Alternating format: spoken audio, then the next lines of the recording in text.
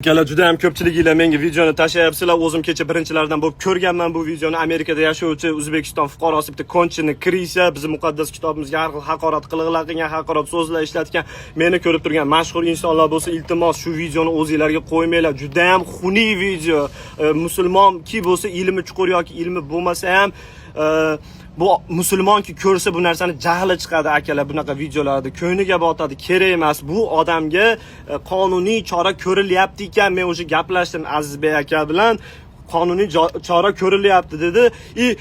Eng tepadagilar ham ko'rib o'tdi bu videoni. O'sha hammasi yetarli bo'lgan bu odamga. Sizlar hech qanaqa действия qilmanglar. Sababi fitna bu yerda o'sha. Chunki musulmonlarni butun dunyo bo'yicha nomini qoralashib kelishyapti. Bu narsa yana bitta povod bo'lyapti. Sizlar qanaqadir bir amal qilsanglar bu narsaga yana ham battar bo'ladi, og'irlashadi vaziyat. Shuning uchun akalar qonuniy chora ko'riladi. Qonuniy hammasi o'sha ketadi. U hayoti mobaynida itti keyingi oyog'i bo'lib, isqirt bo'lib, o'sha bo'ldi. Musor bo'lib yuradi. U keyingi dunyosi ham o'sha bo'ldi, yetadigani yetib kelib bo'lgan akalar. U har xil chora ko'ramiz, u qilamiz, samasud qilamiz deyish kerak emas. Chunki bizni dinimiz bu tinchlik dini akalar. O'zi har xil talqin qilishyapti bizni dinda, noto'g'ri ma'lumotlar berib. Shuning uchun o'zingizlarni bosinglar, fitnaga uchmanglar.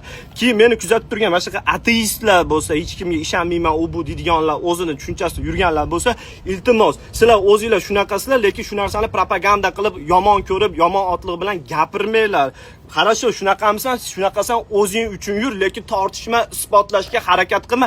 Nima qilasan shu narsani isbotlashga harakat qilib? O'zing uchun bilib yur, bo'ldi. Telefonda o'zim lishni gaplashdim akalar, normalniy odamlar o'sha 3-4 kunning ichida deb uni nakalini turgizib, uzr so'ratadi, hammadan videosini chiqarishadi. To'g'ri aytishinglar mumkin, uzr bilan hech narsa bitmaydi deb, yetarli o'sha kerakli odamlarga yetib borgan bu video akalar.